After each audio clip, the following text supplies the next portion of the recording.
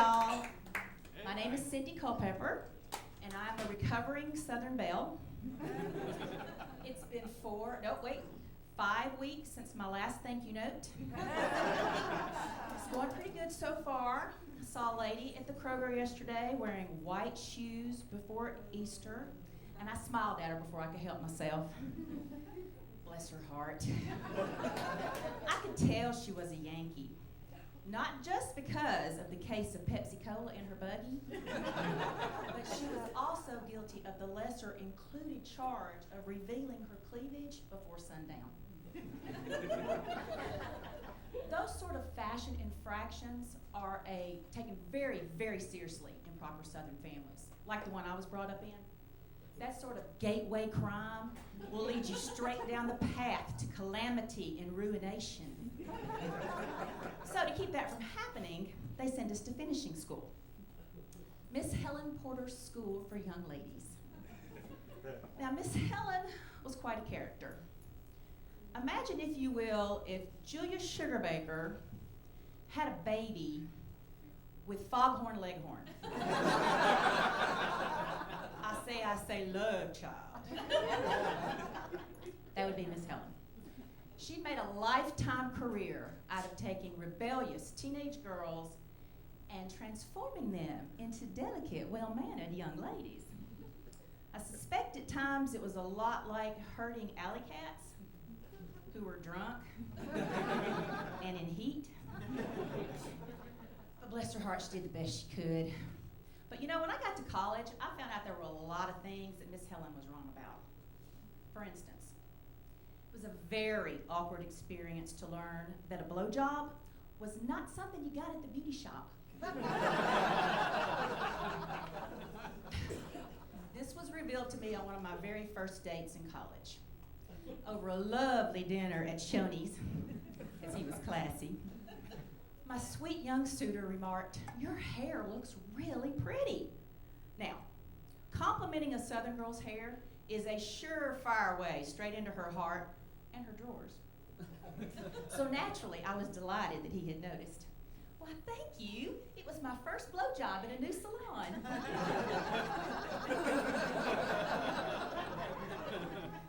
You can imagine my surprise at learning that a blowjob did not involve a hair dryer nor a round brush.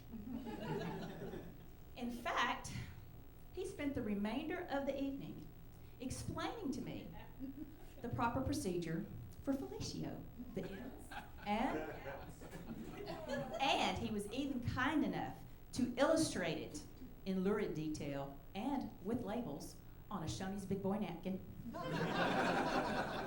which kind of came in handy later.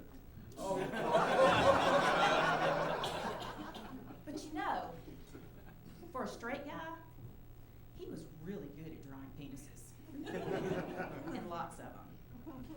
And it's worth noting that for an engineering student, he had a lot of trouble with scale. Miss Helen used to warn us, "Young ladies, you cannot conduct yourself in the manner of a harlot in the evening and not expect your face to show it in the daytime. Your face will reveal your transgressions." Okay, well, that was bullshit. Nobody can tell just by looking at your face that you had sex the night before. However, they can tell that you grabbed a nooner at the Kappa house when your red panties come sliding out the bottom of your blue jeans in the middle of psychology. Miss Helen had a lot of rules about drinking too. 14 to be exact. "Young ladies, if you must drink beer, never, ever drink it straight out of the bottle. It will give the impression to your gentlemen suitors that you are cheap," I say cheap, "and easy." Well, okay, maybe she was right about that one. I think it's important for you to know that I was a virgin when I went to college. Yes, I was. For 4 days. Yep, that's how long my finishing school education lasted. 4 fucking days.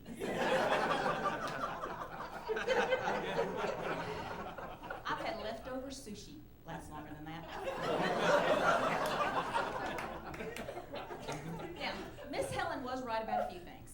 She was a staunch believer in proper foundation garments. Young ladies, an eye-pleasing silhouette is critical, I say critical, if you wish to capture the attention of a gentleman suitor. In the unfortunate event that Mother Nature has failed you in this area, there are many, many, I say many things that you can do to accentuate your natural assets. Now, for Miss Helen, that meant a fully reinforced push-up bra, an 18-hour girdle, a garter belt, stockings, a full slip, and nylon panties with the 100% cotton crotch. Now, that 100% cotton crotch was very important for the care and feeding of your Lady Jane. Failure to properly maintain your bits and bobs could result in something really bad down there. Trust me when I tell you, no one needs to watch a 65-year-old woman demonstrate the proper installation of a sanitary napkin belt over her lemon yellow pantsuit.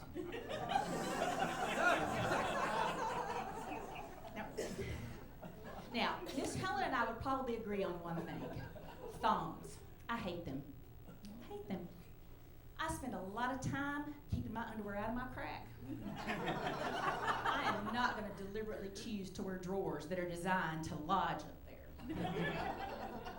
Now, getting your first bra is a huge experience for a belle. Huge, huge. One of the 3 most memorable experiences. Your first bra, your first can of hairspray, and your first husband. And no matter how old you get and how long you live or what happens to you, you never, ever forget that first can of Aquanet. I'm convinced that my 2 decades of big hair is responsible for my aquanetothelioma. Now, it's been 30 years since I graduated from Miss Helen Porter's School for Young Ladies. And unfortunately, to this day, I still hear her voice in my head when I'm about to break one of her rules. Now, Cynthia. She called me Cynthia, I hated that. Now, Cynthia, if you ever hope, I say hope, to become a genteel lady of manners, there are several things you can never, ever indulge in. You cannot wear toe rings, ankle bracelets, hoops in your ears, thumb rings, garish nail polish, or get a tattoo. Okay. But Miss Helen is responsible for why I no longer participate in group sex. It's true. Yep, and it's not because of all the thank you notes either.